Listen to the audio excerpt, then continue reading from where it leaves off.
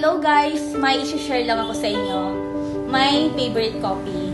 Actually, ngayon ko lang siya naging favorite. Ngayon lang din ako like, talagang nagkaroon ng favorite coffee kasi nagtitry talaga ako ng iba't ibang coffee.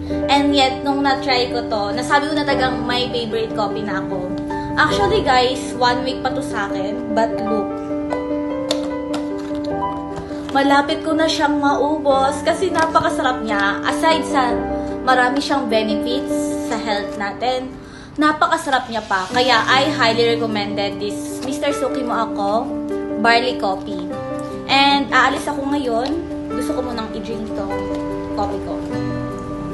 And guys, totoo to, nahihirapan akong makapaglabas ng dumi. Bata pa talaga ako. Nahirapan talaga.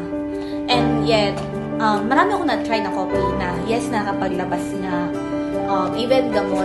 Pero masakit siya sa tiyan. Alam mo yun? Yung parang kailangan kong mag-suffer para makapaglabas ng dumi. But this guys, totoong feedback ko to. Like, ang ganyan lang sa pakiramdam, para lang siyang normal.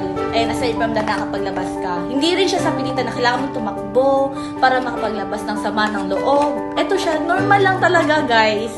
Really. So, guys, must try.